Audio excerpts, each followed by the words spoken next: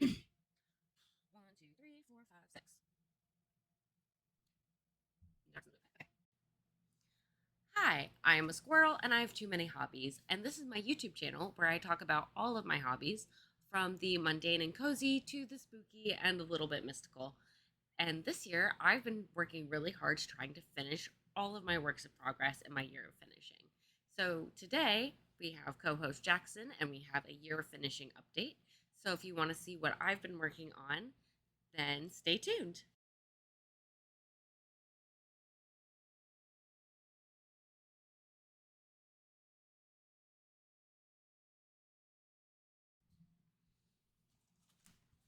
Almost forgot a project. Okay, I'm back. Okay, we take a sip of coffee. So first, um, so when I plugged in my camera, it was like jumping and doing weird things, and I'm kind of looking at it because I have the camera and then on top of my monitor. So I'm kind of looking at it, and I don't think it's jumping. If it is jumping, I will try my squirrely best to edit it out in post. But see, that was Jackson. That was co-host Jackson moving the screen. So, but I will do my best to like edit out the jumping. I've tried numerous fixes. I don't know. Okay, second bit of housekeeping. I'm moving. I am moving apartments at the end of the month, which is also why I haven't been filming a lot. Partly, I think I talked about before, like the stress and kind of like decompressing from a really hard semester. Um, I took a fuck ton of classes last semester. I took 5 classes, and I really think I did need a lot of time to like decompress and chill. So that's why I haven't been filming as much and editing as much. And I did talk about it briefly, but so I do have a lot of knitting to catch you up on and some reading, because honestly, I can't remember the last books that I talked to y'all about. I honestly can't. I've also been kind of in a reading slump, so there's like not that many books to talk about. Um, and then the last little bit of no, I think that was all the housekeeping. Okay, so housekeeping's out of the way. We are going to pull a tarot card. I probably should have pulled the tarot card first, but whatever. We are still using the Octopus Tarot by Luna Charlotte. Luna Charlotte. Because it's very summery to me in a way.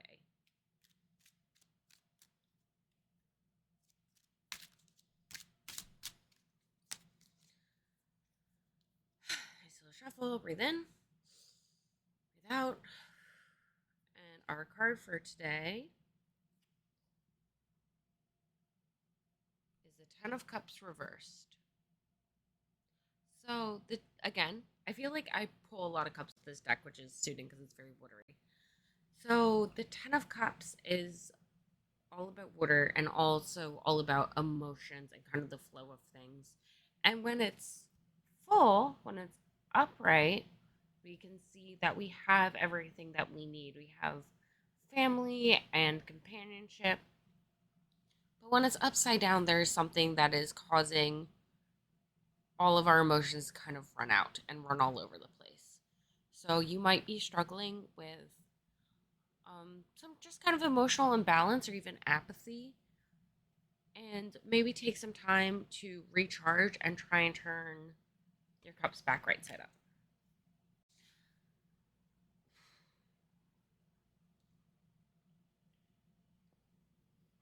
I am drinking more pistachio coffee with pistachio syrup because I will not be contained. So, for this episode, I have something super exciting, and this doesn't really happen, but we have a finished object. So, we get to see our finished object squirrel. I don't think we've seen her ever. Okay, so.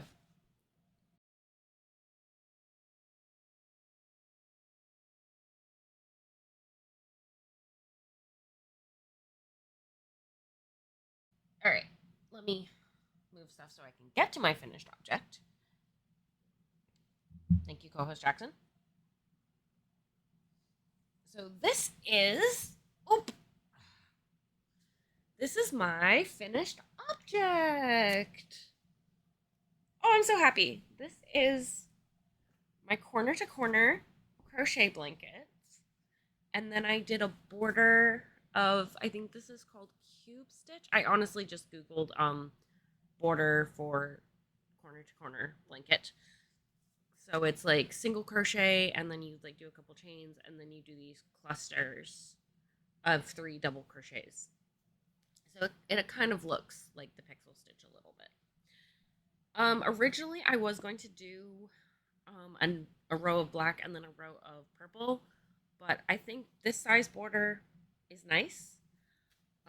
Green is my favorite color, and I think it pulls together all the colors in the blanket. This is made with Lily's Sugar and Cream, and I used Hot Lime Overcast, Hot Orchid, and Black.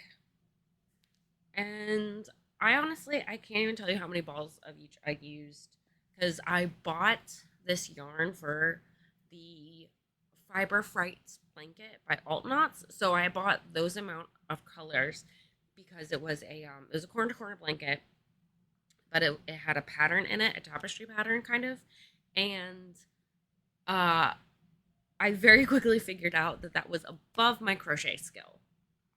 So thank you, co-host Jackson. So I just kind of pivoted. I did all stripes. I had no rhyme or reason for the stripes. Thank you. I love you. Okay, I had no rhyme or reason for the stripes. So I just did this random. And we ended up with this kind of cool, I'm calling it like Goosebumps, like the cover of a Goosebumps book kind of colorway between the purple. And I love it. I love it because it's like Halloweeny and spooky, but not just like the typical like orange and black, which I love orange and black. Um, I've been recently getting into F1 and I'm a McLaren fan, so I like the orange and black for Halloween and also for McLaren. So that's very exciting, but I think this will be really nice. Now the only bummer is I made it to fit this love seat. So it's kind of like the size of this love seat. But in the move, we are getting rid of this. I have 2 of these love seats. They've been through a lot. They've treated us so well. We got them for free. But we're getting rid of them because we just need a bigger couch. We're moving into an apartment with another person, and we just need a bigger couch. And we don't think these are going to make another move. So this will probably move into a different part of the new apartment. I'll figure out somewhere to put it, and I will probably make a new blanket for the new couch. Oh, and that's the other thing that I'm so excited about this move is I'm going to have an actual office. I'm going to have an office. I'm going to have a desk, which I have not had an office or desk. Like this is the living room basically. So I kind of have to wait for like the roommate not to be here, or if they are here, I sometimes like that's why I have weird cuts because I'm like editing stuff out. But I'm gonna have an actual desk. I'll be able to actually set up, and I'm hoping that I will be able to um update my filming setup. So I'm filming on a streaming camera right now, basically a streaming setup, right? But I'm hoping to get like an actual camera and do like maybe some like tutorials or overhead shots or like reviews of my tarot decks um with that. So yes, so that's very exciting. And so we have exciting news for moving and exciting for my finished object. Yay! Okay. So now we're going to talk about the works in progress that I've been working on the most.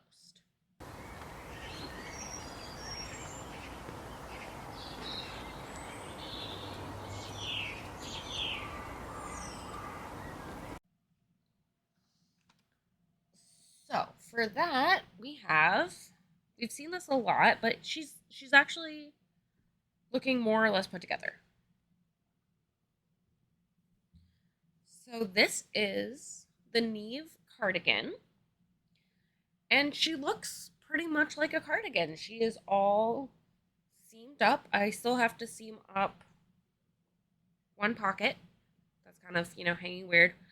I will say, oh, and this is in the Treehouse Knits Yaki Silk base and The Man Who Opened the Door from their Ever After collection.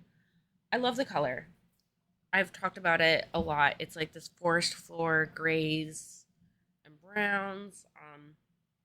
I really love it. The thing is like the neckline's a little weird and the shoulders a little weird and the arms are really tight. So, which I think is because this is not blocked. Should I have blocked it before I seamed it? Yes.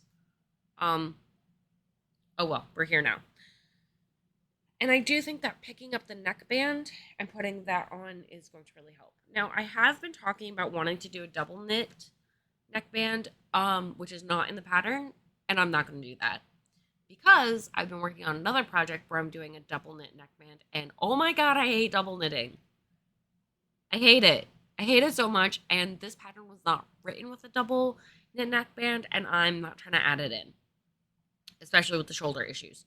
So I'm just going to pick up the neckband, knit it to pattern, and honestly, I'm probably not going to do that until after the move, just because picking up neckbands is like finicky, and so probably after the move, I will have the pocket sewn in and all of the ends woven in, and then I'll be able to pick up the neckband and all that good stuff. So now I'm not sure how much I've talked about this one. Hang on. As always, I have stuff kind of everywhere. Okay. So this is it's a bug, not a feature sweater. And we're kind of going rogue. So I love this. It's all over color work. She's stunning. This is in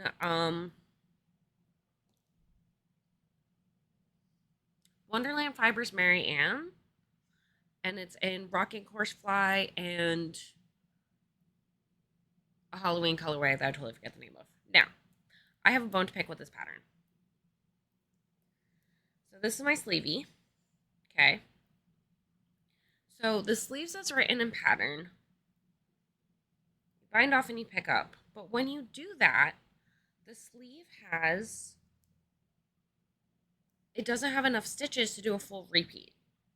And the pattern like doesn't give you any way to kind of figure it out. So what I did is and that's why I have this weird gap, is instead of picking up these stitches, I just cast on the stitches that I would need to do a full repeat. And so when I'm done, I am going to have to seam this together under the arm, which is going to look a little funky, and I'm going to have to kind of like ease it, like how you do an ease in sewing. So I've been pinching it, and I think it's going to work, but it does mean my underarm's going to be a little funky. But if someone's getting that close to my underarm, you get what you get. The other big change I've made to this is in pattern, these butterfly motifs are the ones you repeat on the sleeves, which I was not a big fan of the butterflies.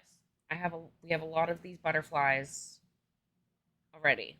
So what I did was I'm doing the butterflies and then I'm repeating this beetle. So I'm repeating the beetle. And then once I'm done the beetle, it should be about here. And then there's like a square pattern, and then I'm going to do the square pattern all the way down. So there is going to be like a little bit of wiggling, but I think I'm going to like it better having butterflies, beetles, and then the square pattern. And it'll kind of look more like the top, where there's just kind of rows. So I'm very, very slowly working on this. I can only do one arm at a time because I'm like tinkering with the pattern basically. I also don't think I'm going to do decreases on the sleeve because the sleeve is bigger. So we're just going to lean into the balloon of it all. So I'm going to do the sleeve probably all the way down as just like no decreases and then do rapid decreases before the cuff. Um, yeah, so we are on a very small circular needle, just going around and around. And I would like to get some work on this done, but also this is one of the projects that I'm probably just going to pack up in the move because I'm really trying to pack up like as much stuff as possible so that moving's easier and then I can unpack and set it up in my office. Oh, I'm so excited. I'm so excited to be able to have like not just everything in bins, have like actual like organization where I can like see stuff. So, I'm very excited. My next work of progress is kind of also a cheeky cast on. Look, I've been doing so good and not like impulsively casting stuff on this year, but we're also casting. I also cast stuff on, but I finished this, so it's like win in, win out, right? Maybe. Okay. Anyway, this is my cheeky cast on, and this is why I am 100% not doing a double knit button band. Okay, so this is. Oh, she looks so small. Okay, this is the Lunin Polo. Um, and again, more um treehouse knits. This is in. I don't even know. I think it's in their sock base. Okay, I forget what it's called, but I think this is in their superwash merino that doesn't have nylon in it. So I think it's spruce. Um, but it's a fingering weight, and then these are two colors that are from the stick season collection that they did last fall. And this one that looks very Dorito chippy. This is I think this is Curve of the Valley, and my contrast is Time Running Out is a Gift. I'm pretty sure. But this is the first project I've ever done with double knitting, a double knitting neckband, because I'm doing the short sleeve polo version. And it looks really nice. It does. It does look nice. However, double knitting is a bitch and I hate it and it hurts my hands and I never want to do it again. So like I get why people do it, but oh my god, I hate it. Just give me ribbing any day of the week. I can't. I am with that said though, I am going to do so. The pattern for this calls for the cuff and collar or the cuff on the sleeves and on the hem to be 1 by 1 rib. But I am going to change that to do a stockinette hem so it'll look more like the double knit. So I'll basically do stockinette double the length that I need, and then I'm going to do the thing where you flip it up, you turn it inside out, and as you bind off, you like bind off with so it makes it like a double layer basically. Because then I think it'll look really nice and smooth like the collar, and the cuffs and hem are also going to be in this color. The one thing I'm worried about this, and I think it's just because it's on a very itty bitty little cable, is it does look too small. However, my gauge is fine, and when I stretch it, it stretches. I'm just kind of worried about it on my bust, which is why I'm doing the collar, because I want to finish the collar and then try it on. And I might have to rip back to my armhole and add some more stitches. But if I have to do that, that's fine, because what I'll probably do is if it is too small in the bust, and of course it's not helping, it's on these little needles. If it is too small in the bust, because for reference, I have a 34 FG, 34G. I always forget. I kind of go in between sizes, but I'm a 34G bust. So I have a pretty small rib cage compared to the size of my boobs. You can actually see it in the shirt. Like, see, like, I have a big chunk of space, which is honestly why I like projects that are ribbed all over, is because it'll, it can, that way it can expand a little bit over the bust, but then kind of fit me more in the shoulders. Because also my shoulders are a lot smaller, right? So it can fit me more in the shoulders, have more room in the bust. But if it doesn't fit me on the bust, then I don't want to add bust darts to this because of the all over pattern. So if it doesn't fit me in the bust, I'm going to rip it back to the arm's eye, because that would be like here, right? Your arm, the arm's eye in this is kind of low. Shoulder. Yeah. Okay. So the arm's eye is hitting like right above my full bust.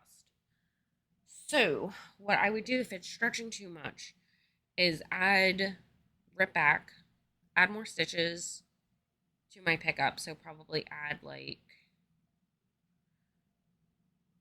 I will probably add stitches that go up to the next size.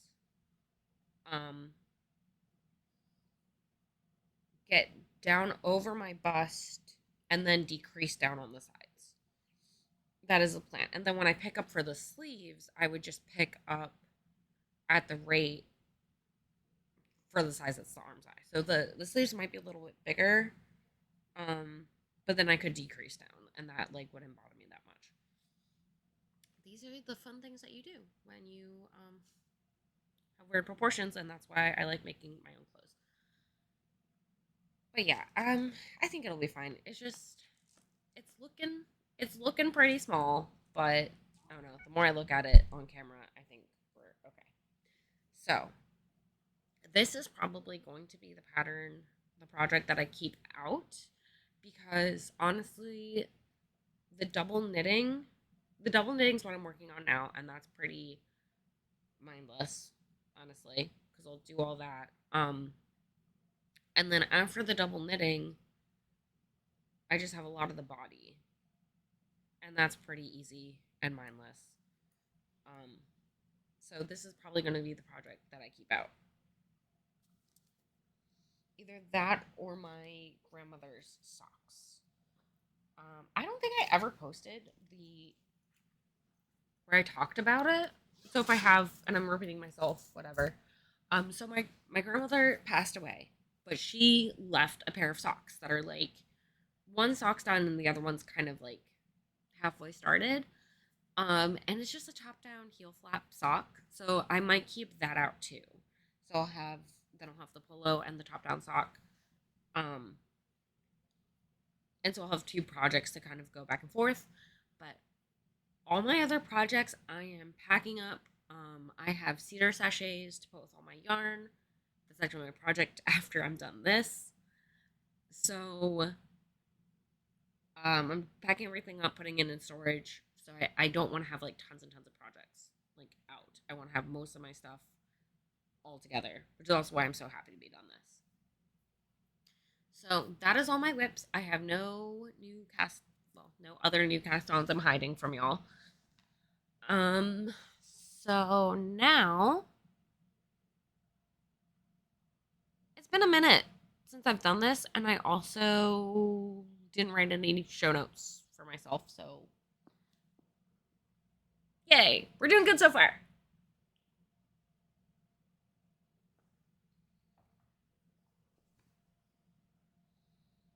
You know what? I'm gonna look up some of my old show notes so I can just see what I talk about next.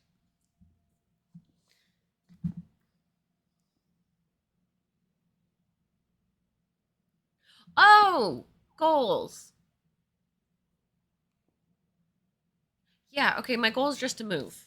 So my goal is just to back everything up and move, and I'm not setting any project goals for my year finishing. And honestly, I think next year we're going to do year finishing part 2 Electric Boogaloo, where I actually finish stuff. We got derailed this year, and also I've done a lot. I've done a lot of knitting. Like, I've done a lot of work on a lot of projects, but all the projects that I have are like really big projects. So I don't have any like little projects to do. So like in my mind, I'm like, I haven't finished anything. I'm a loser. But realistically, I've done a lot of work and I've done a lot of knitting and I've finished a lot of stuff. Or I've made like good working on a lot of stuff. And the other thing this year that I've done is I've frogged a lot of projects. I have frogged. Here, I have them out. Okay. This we'll call this my year of finishing segment. Okay. So this year, altogether, I have finished 2 projects. I have frogged 4 projects. I have 9 projects currently on the needles or tuck because a couple of them are crochet. I am still planning 4 projects, and by planning I mean I have either bought yarn or bought pattern, and they're kind of like I have stuff that's kind of earmarked. And then I've rethought two projects. So I have really slimmed down stuff that I'm just not going to finish or work on because at the beginning of the year, I had nothing finished. I did frog 3 projects in January. Okay, but I had like nothing finished, nothing frogged. I had 14 whips, and I had 7 in planning. So the fact that I've like cut down a bunch, definitely says a lot, right? So go me. That's exciting. So now I want to talk about a new hobby that I have, and then we'll do books because I'm kind of excited about the new hobby. So I love role playing. I love role playing games. I grew up playing D&D, um, doing like some casual LARPing with friends. I love role playing games, but with my schedule, it's really hard for me to actually role play in a group and have a group setting. So for a while, I've been looking at solo role playing, and I backed 2 solo RPG games on I think both on Kickstarter. But like I never pulled the trigger and like started playing them until now. So because I'm not in school, so I have time to do shit, right? So hang on. Where did stuff go?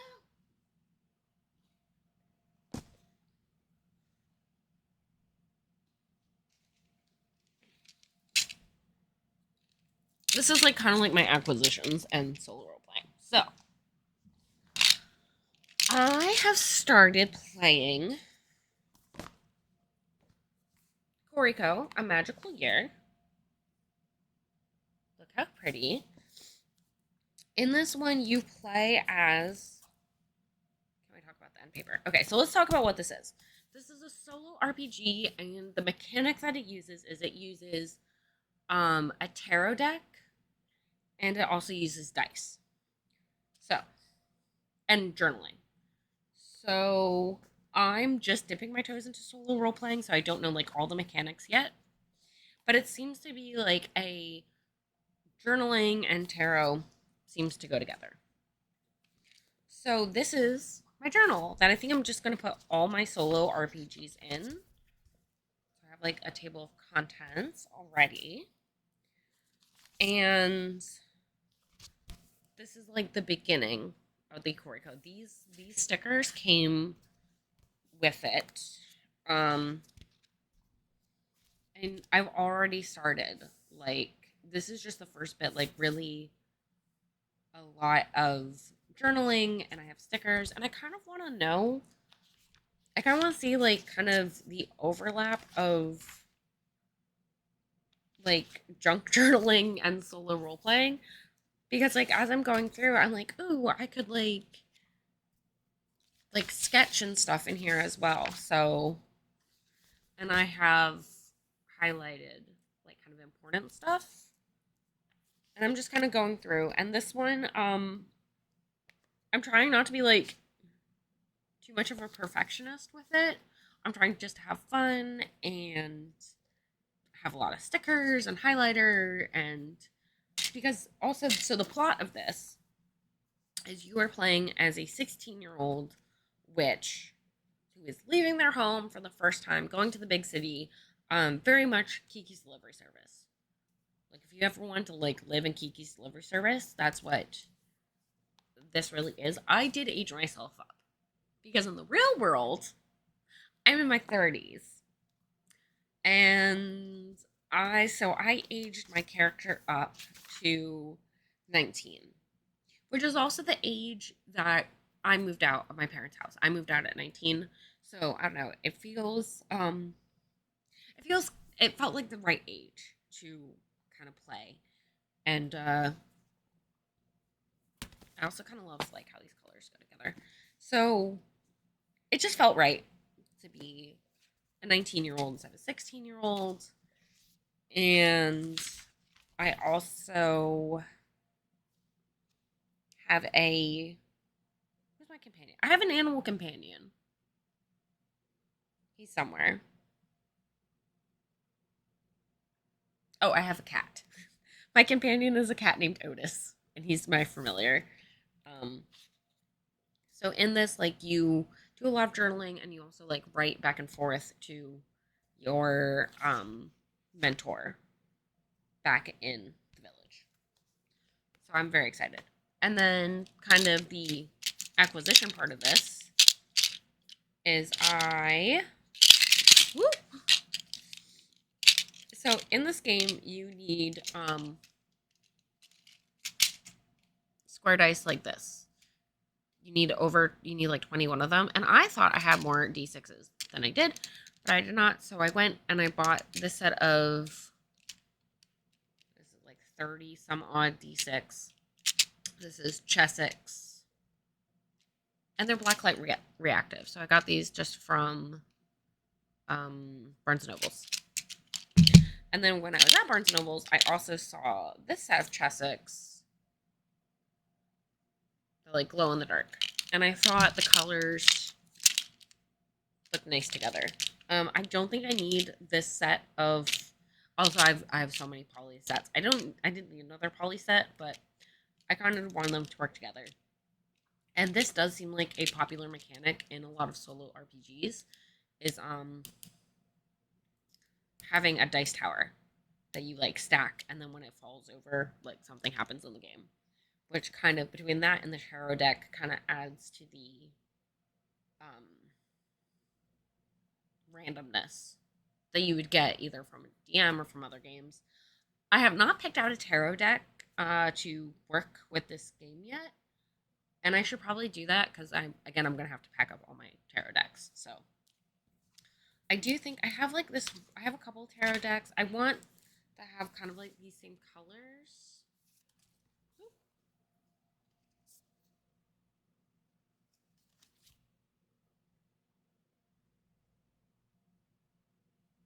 I have no idea what this is.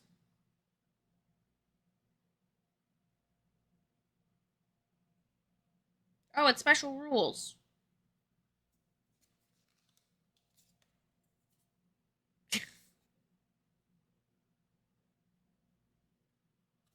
Right. The patron is. I did not even realize this was a thing in here. Wait, what? Page 28. Oh, no.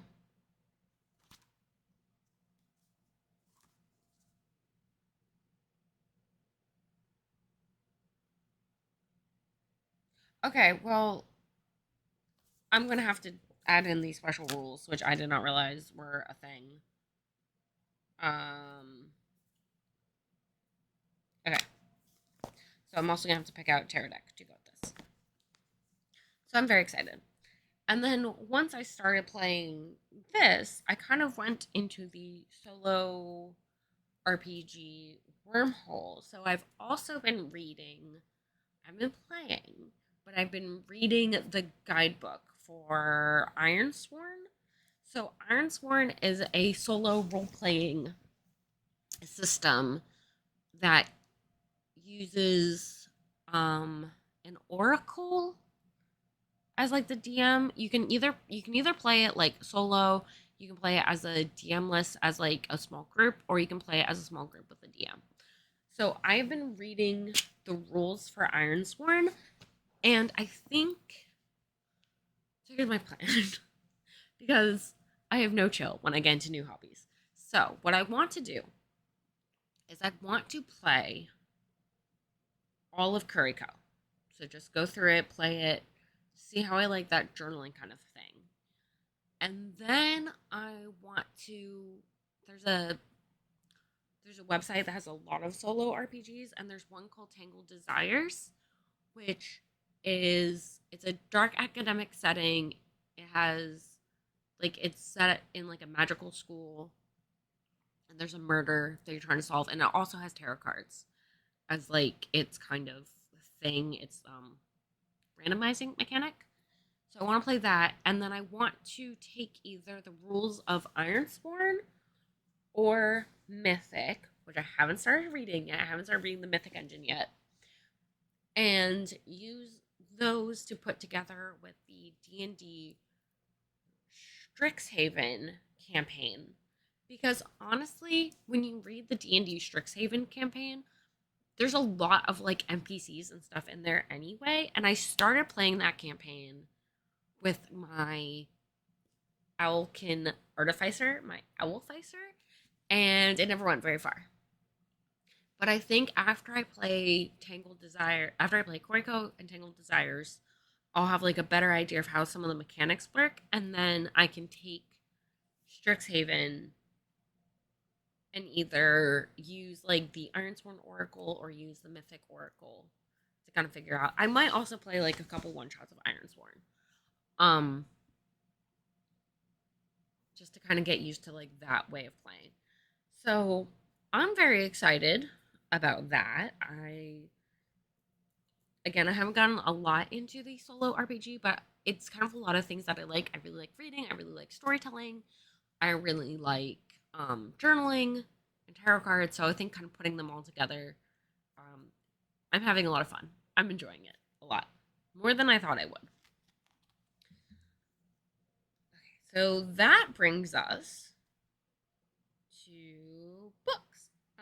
Oh, I guess for the sake of this, in Koriko, I am just about to leave my village, and I also need to do the patron. So I think I'm going to do the farewell, and then in the farewell, I'll like do my patron. Um, so I will keep you updated with where I'm in Koriko. If anyone else is playing, if you are playing, or if you have played, like let me know. So that brings us to books.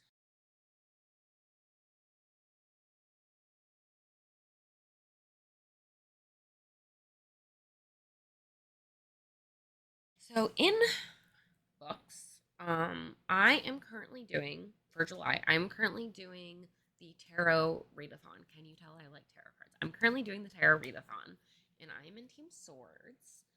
And the first card I pulled for this was the Wheel of Fortune, which the prompt for that was read a book that reminds you of your favorite season. And then also every week in the challenge, they're pulling a significator card. And the significator was, I forget what it was, but I know the prompt. It had to do with like read a book that has to do with family. So because I'm a slow reader compared to like everyone else, I'm trying to make sure that all the books that I read also work for the significator card.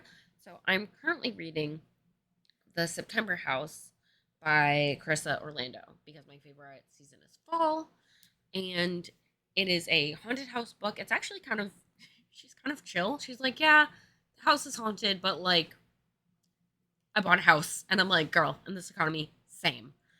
Um, so I'm currently reading that. It's really fun. I'm going to be listening to that when I'm packing today. Um, the next book that I'm reading is the book that I keep at work, and it's Apprentice to the Villain by Hannah Nicole Mayer, which I believe I have ranted about this book series. I don't like this. I don't like this series at all. I'm literally only reading it because my friend at work, my work friend, gave me the first book, which is Assistant to the Villain. It reads like fan fiction. And this is not a diss. I grew up reading fan fiction and writing fan fiction.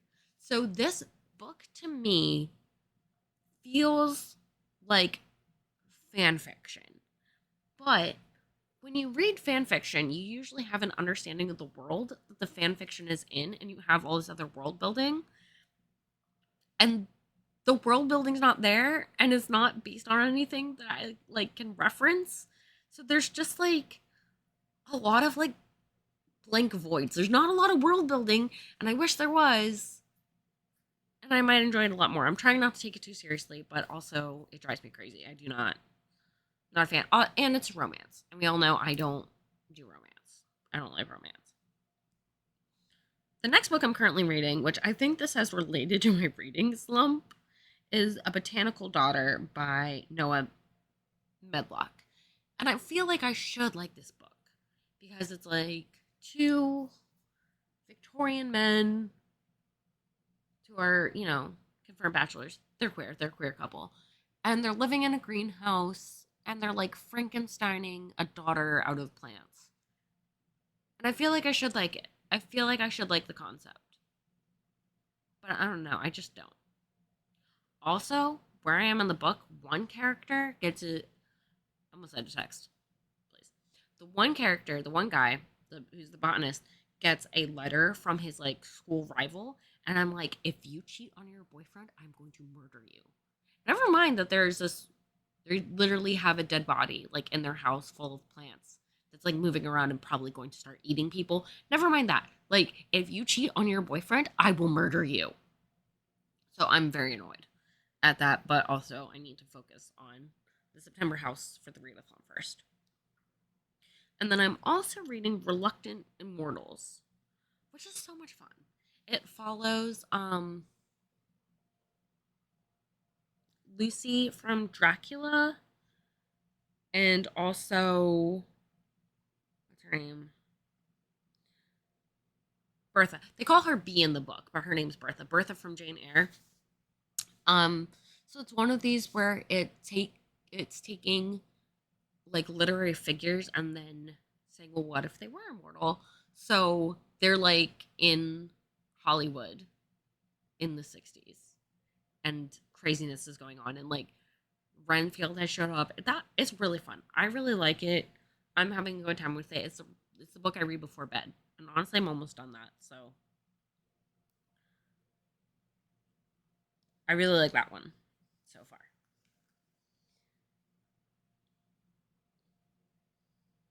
And then for books that I know I haven't talked about and I just finished Murder in the Dressing Room by Holly Stars, which was a like cozy drag mystery. I will say, okay, so the main character Jo is a drag queen, but they are also having a lot of feeling about being gender queer and like gender nonconforming and having a lot of thoughts about their gender identity as they're like struggling. Like there's one point where the cop calls Jo he, like refers to them as he, and Joe's like, what the fuck is wrong with you? Like absolutely the fuck not.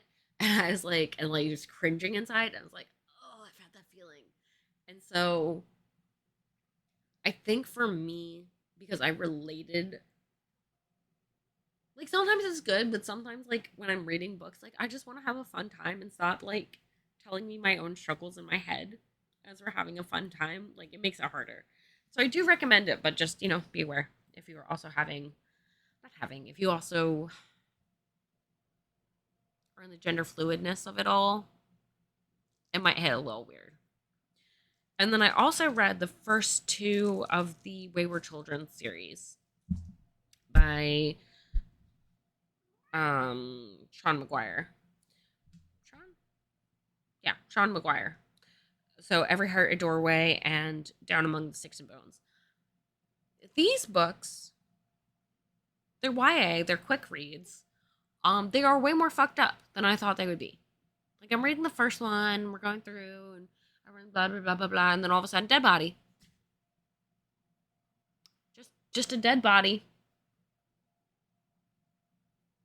for reasons. The body count in the first book is kind of wild.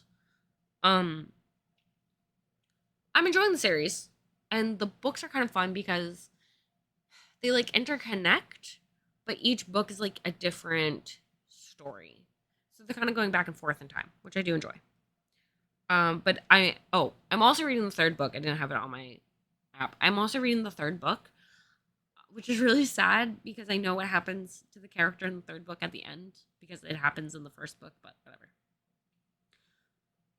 I am really liking them. I think they're fun. They're fun, and especially if you grew up reading like I did, like growing up reading Narnia and Harry Potter.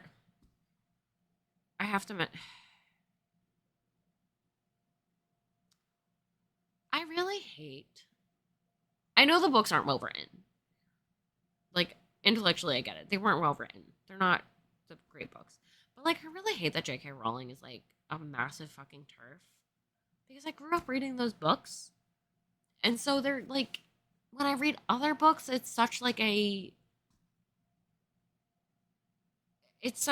and they're so well known. It's like such a thing to like reference.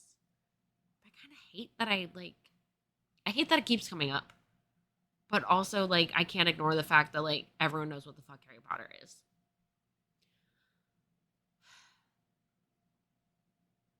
So if you grew up reading fantasy, especially reading like Alice in Wonderland, Narnia, um, the Portion series by Garth Nix, which oh my god, if Garth Nix comes out as problematic, I'm gonna scream. I'm going to really scream and cry because I love those books, but no one's ever heard of them. If you read books like that, where like people are wandering in and out of time, or if you watch the show Sliders, which is like the sci-fi version of this trope, is like falling through different spots in time and ending up in different. So if you were watching Sliders as a kid, or Quantum Leap, you'll probably like these books because they deal with like, well, what it's very much a, well, what happens when you come back? What happens to you then? You had this fantastic adventure and you came back and you're changed, but like maybe you've been missing for 6 years and come back the same age. Who knows? So I'm enjoying them, even if they are darker than I thought they were going to be going into it. I don't think I've really read anything else lately. Like I said, I've been in such a reading slump. Well, partly I've been in a reading slump. Partly I've been just freaking out about this move because moving is hard and stressful. And partly I've been spending time, you know, solo role playing. So that's fun. Doo, doo, doo. I have no acquisitions except for the dice.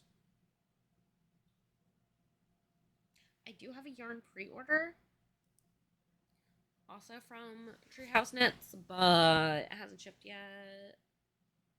So, like always, I'll show it when I get it in. I also think that's the only yarn order I've made this year, which is because I've been like really focused on finishing my projects and like working from stash. So that's exciting. So yeah. So let me know what you're working on. Send good vibes for the move because you can see behind me I have a lot of stuff. So we got to figure that out. And let me know what you're reading. If you're reading anything good, maybe it'll help me get out of my reading self. Okay, I think that is it for me. I can no longer put off moving, so I'm gonna like actually pack all this stuff up into crates right now. And I will see you in a little bit. I don't know if we're gonna have the next video coming up. We're playing it by ear. We're seeing what we do. We're seeing how long this move takes. And yeah, I hope you have a great rest of your day or week, and I will see you next time. Bye.